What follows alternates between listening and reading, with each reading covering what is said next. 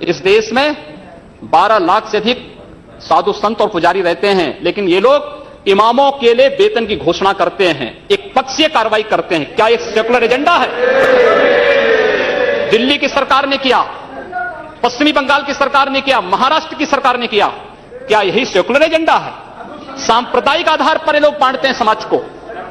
उसी प्रकार से उससे भी खतरनाक स्थिति, आतंकवादियों पर दायर मुकदमे वापस लिए जाते हैं और उसके बाद भी ये कहते हैं कि सांप्रदायिक हिंसा बनी रहे।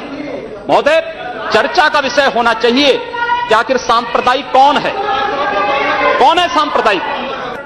महोदय, जो हम लोगों ने जाना है, जो हम लोगों ने समझा है, इस सांप्रदायिक वह होता है जो कहता है कि मेरा इष्ट या मेरा देव या मेरा पैगंबर ही सर्वश्रेष्ठ है। उसके मानने वालों को तो जीवित रहने का अधिकार है, शेष को नहीं। मुझे लगता है वह सांप्रदायिक है। हिंदू जीवन दर्शन कभी इस बात की इजाजत नहीं देता। जियो और जीने दो पर विश्वास हमारा दर्शन करता है। और दुनिया की कौन सा मजहब और कौन सा ऐसी कौम है जिसको विपरीत परिस्थितियों में हिंदू दर्शन ने अपने यहां शरण न दी हो, उसको फलने फूलने का अवसर न दिया हो? कौन सा ऐसा है दुनिया के अंदर?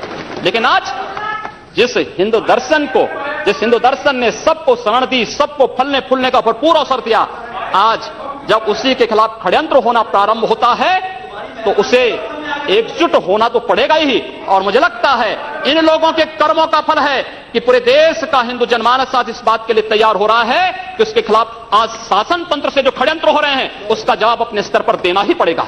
और आज वही स्थिति सामने आई है। महोदय, मैं पूछना चाहता हूं इन लोगों से, जब भारत का मुसलमान हज यात्रा करने के लिए जाता है, महोदय, जब हज यात्रा करने के लिए जाता है, उसकी पहचान कब भारतीय के नाम पर नहीं, पाकिस्तानी के नाम पर नहीं, बांग्लादेशी नाम पर नहीं, भारतीय उपमहाद्वीप का जो भी मुसलमान हज यात्रा करने के लिए जाता है उसकी पहचान हिंदू नाम पर होती है, उसकी पहचान भारतीय, पाकिस्तानी या बांग्लादेश के नाम पर नहीं। लेकिन अगर उसी हिंदू पहचान को हम इनके ऊपर यहां पर लागू करने का प्रयास करते हैं, इनको बुरा लगता है। हिंदू सांप्रदायिकता नहीं, हिंदू राष्ट्रीयता का प्रतीक है। और भारत की राष्ट्रीयता का प्रतीक हिंदुत्व को बदनाम करोगे, उसकी कीमत चुकानी पड़ेगी इन लोगों को। और इसलिए महोदय, मैं आप सबके आपके माध्यम से एक बार कहना चाहता हूं।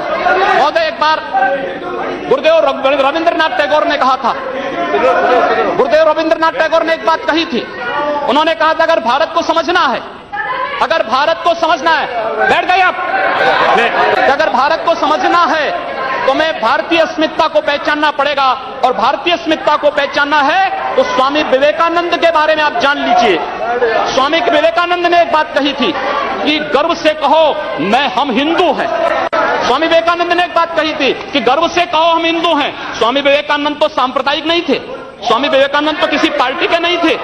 स्वामी विवेकानंद ने तो भारत का प्रतिनिधित्व किया था पूरी दुनिया के अंदर। और दुनिया के अंदर जो हिंदू आज पूरे देश के अंदर, पूरी दुनिया के अंदर अपनी सहिष्णुता के लिए पहचाना जाता था, आज उस हिंदू के साथ किस प्रकार का व्यवहार किया जा रहा है, वह कश्मीर से विस्थापित होता है, उसे कश्मीर से निकाला जाता है।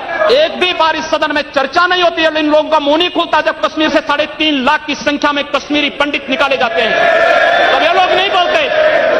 पिछले 2012 में असम के अंदर 3 महीनों तक बोडो जनजाति के लोगों को मारा जाता रहा, कोई नहीं बोला।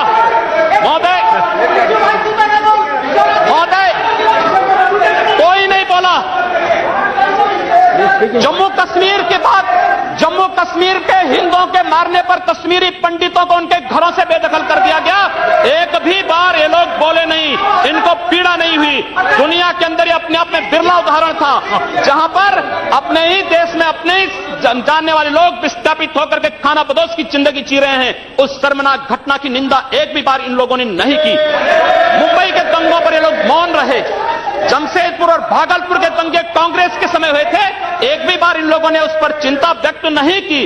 और तो और 1984 में इस देश के अंदर जिन सिख गुरुओं का योगदान इस देश को बचाने और इस देश की धर्म और संस्कृति और इस देश के समाज को बचाने में बहुत महत्वपूर्ण थी, उन सिखों के कत्लेआम पर भी इनको शर्म महसूस नहीं होती है। और आज ये लोग इस देश के अंदर बात करते हैं सांप्रदायिक सौहार्द की, इनका पूरा